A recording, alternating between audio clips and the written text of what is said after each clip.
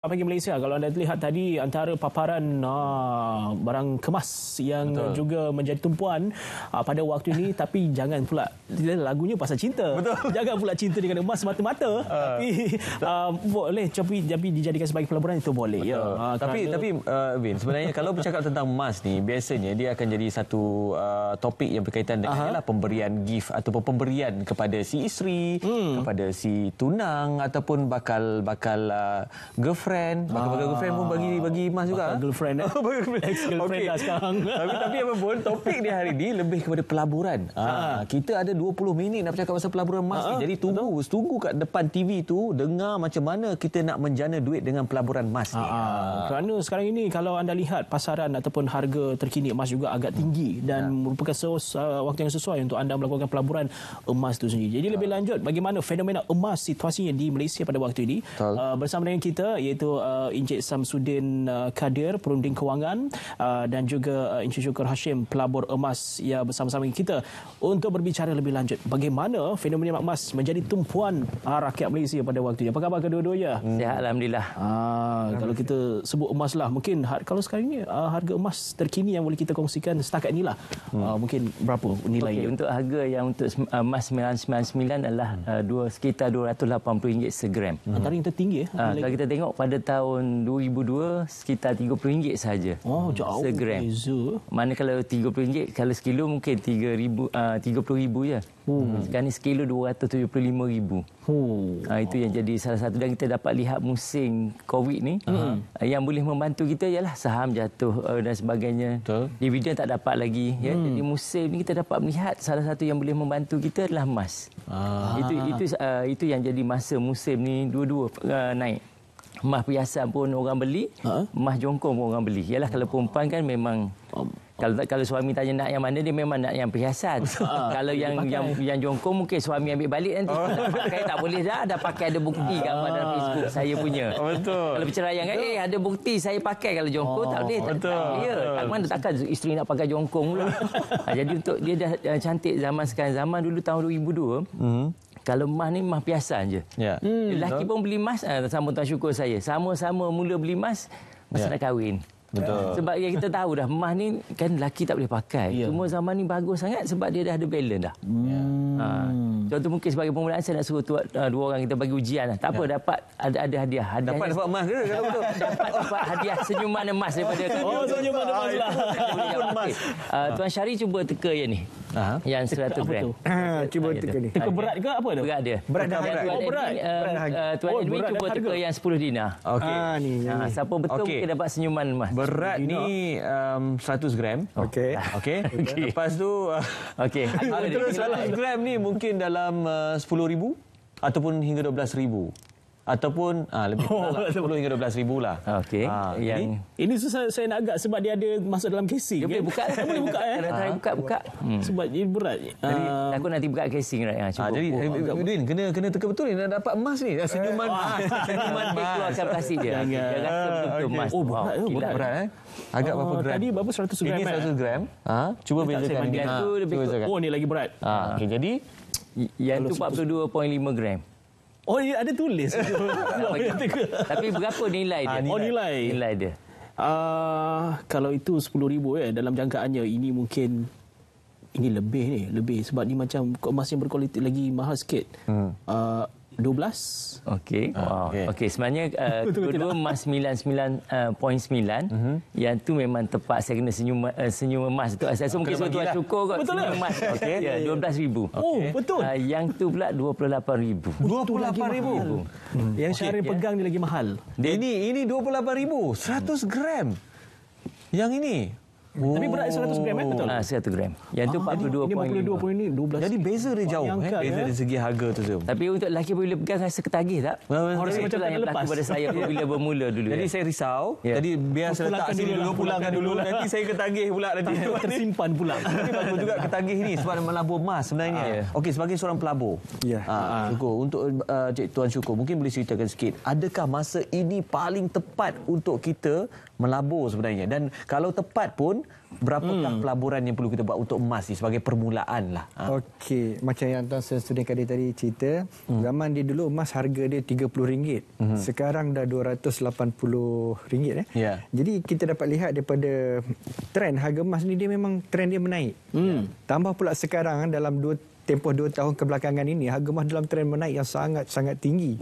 Jadi benda yang paling penting sebelum kita melabur emas, mesti timing ni mesti betul. Tuan? Ya, betul. Timing mesti betul. Jadi bila timing macam sekarang ni harga emas naik dan memang patut beli emas. Dan soalan yang kedua, berapa banyak nak kena simpan? Minimum untuk orang yang baru nak start, saya cadangkan 10%. Tapi bila dah sampai tahap Tuan Sudin Kadir ni, saya rasa dia dah 50% ke atas dah. Oh, 10% tu kalau kalau percentage tu ditukar pada duit, berapa 10%, berapa 50%? Okey, kita panggil 10% daripada kita punya aset. Katakan tuan punya aset, ada aset rumah semua, let's say lah RM500,000. Dan emas ni patut ada dalam RM50,000. Oh, 10% daripada aset, keseluruhan aset lah. Yes. Minimum. Yes. Minimum. Tapi bila dah faham tentang potensi emas, macam Tuan Sudin Kadir ni, dia ini dah kena 50%. Minimum lah 50%. Separuh aset tu untuk emas saja. Sebab kita dapat tengok kelebihan dia berbeza. Contoh masa COVID, right? Bila dibuang kerja, rumah takkan nak jual, rumah boleh jual tak? Betul. Nak keluar. Jadi kan kita ada emas, boleh digadai, boleh dijual. Itu jadi orang putih kata don't put all egg in one basket. Dia ada semua jenis aset yang berlainan. Sebab setiap aset tu dia akan menolong kita pada waktu yang berbeza. Sama macam kalau kita jatuhan sungai, right? Apa yang perlu pelampung yang akan menolong kita. Ya, betul. Emas tak akan menolong kita, tanah pun tak menolong kita. Jadi kena ada semua jenis. Macam Tuan Syukur sebut kenapa 10% dan sebagainya, biar ada semua jenis. Kalau buat semua emas tak boleh juga, buat semua tanah pun tak boleh, kena ada semua jenis. Sebab dalam situasi berbeza, kita memerlukan aset yang berbeza untuk bantu kita. Saya sebenarnya dah lama nak tanya soalan ni kepada tukang-tukang emas ni sebenarnya. Waktu pergi kedai emas pun mungkin tak tertanya lah. Tapi kalau kita nak melabur emas ni, biasanya berapa lama, yalah, bila kita macam Tuan katakan tadi kan, waktu COVID ni kalau kita tak ada duit, kita boleh gadai. Okey, bayangkan kita tiada COVID dan kita simpan emas.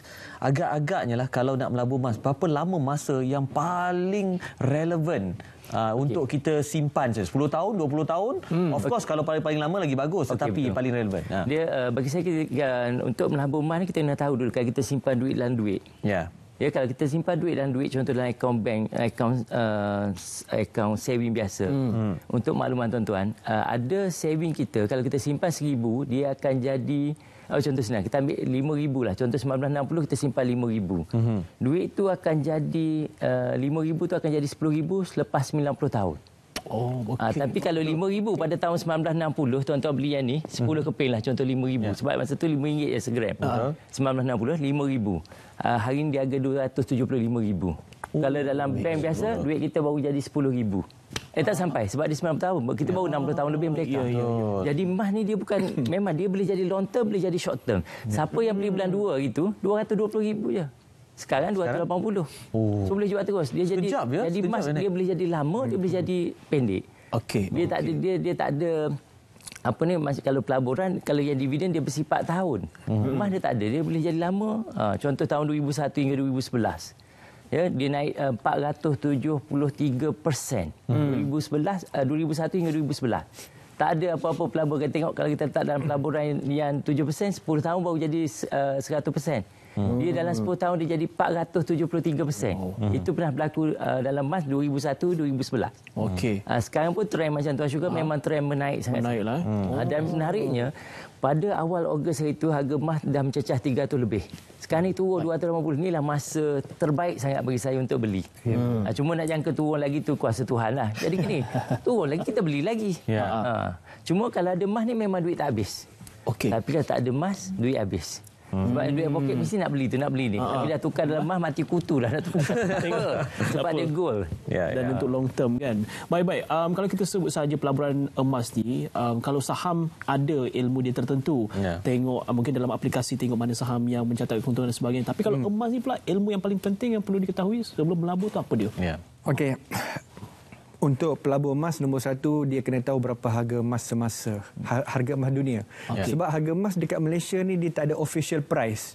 Maksud dia, ada tempat yang ada official price emas ni dia ada harga dunia. Okey. Tapi bila datang dekat Malaysia ni dia tak ada sebarang official price. Maksudnya penjual emas boleh jual emas ikut harga suka-suka dia. Dia boleh jadi tinggi, boleh jadi rendah. Yes. Yes. Okey. Sebab itu saya ada berita baik.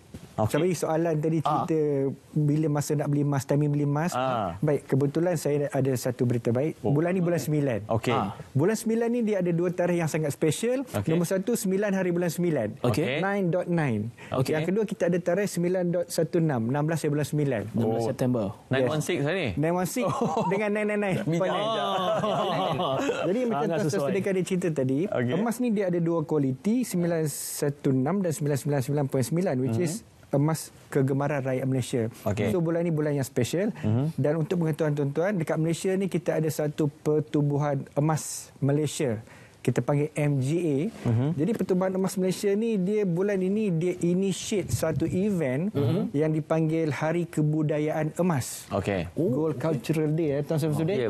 Jadi pada bulan ini MGA dengan kerjasama daripada PG Mall kita buat Cultural Day di mana kita bagi peluang untuk semua rakyat Malaysia berbeli dan berbelanja sakan. Baik Tuan Ju. Kita kena dulu sebab ada pemanggil. Ada pemanggil silakan. Dari Sabah.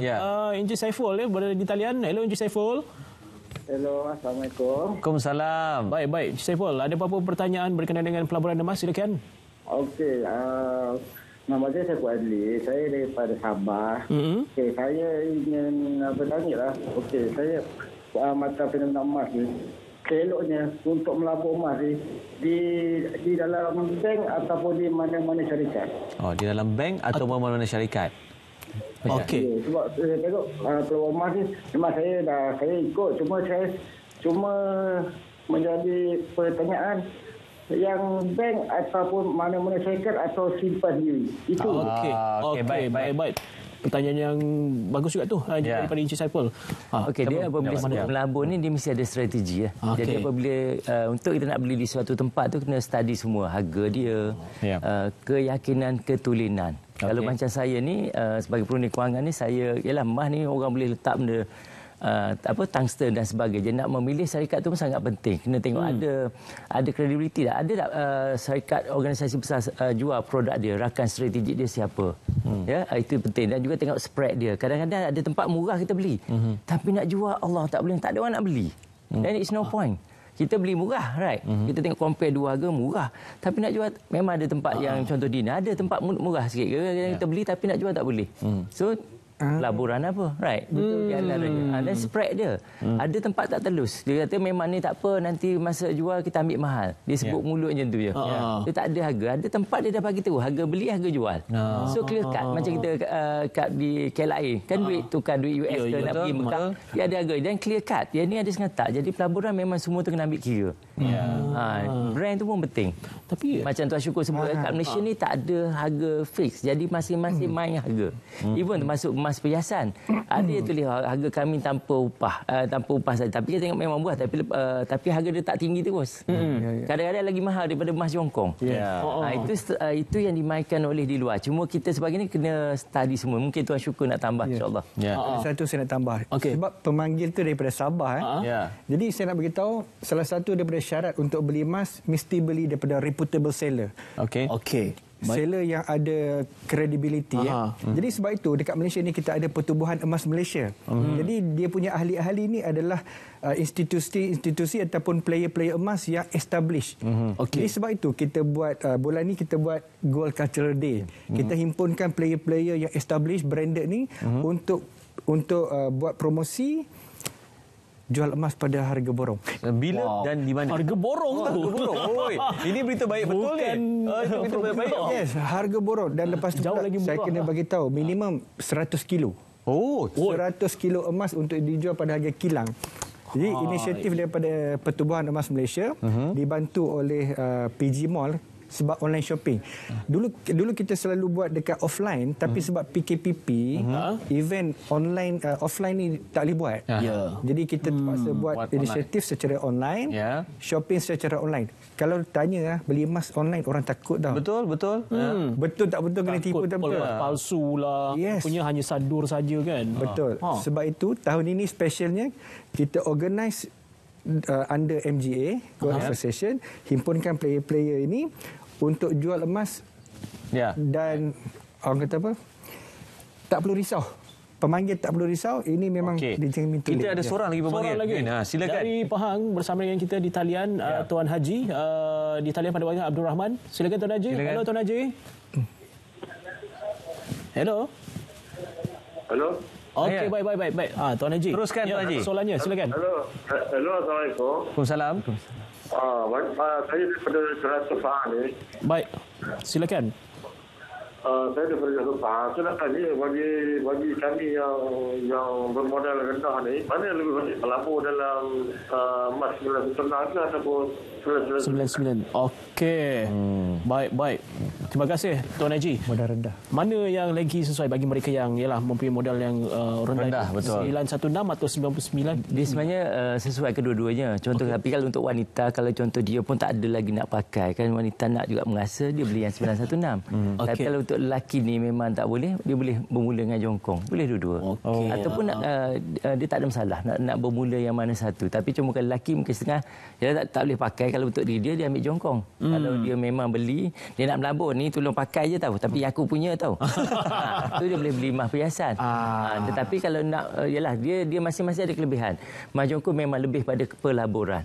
Emas perhiasan dia pelaburan pun ada dengan perhiasan.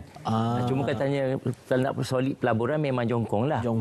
Tengok atas kita tu untuk apa. Baik. Kalau macam saya lelaki, saya ambil jongkong lah. Tapi kalau saya nak bagi wife, mestilah takkan nak suruh dia pakai jongkong pula lah kan. Wallahualam. Baik. Baik, terima kasih diucapkan kepada tetamu kita. Cukup menarik sebenarnya topik kita hari ini. Mudah-mudahan dia memberi manfaat kepada semua rakyat Malaysia yang ingin melabur dan ingin membuat menjana pendapatan, yang terutama pada masa musim Covid ni, yang yalah ini dah masanya sesuai untuk kita menjadikan pelaburan kita betul-betul manfaat sebenarnya. Okey, baik. Terima kasih kepada Encik Samsudin Kadir dan juga Encik Syukur Hashim untuk bersama-sama dalam Kopi Panas Selamat Pagi Malaysia pada waktu ini.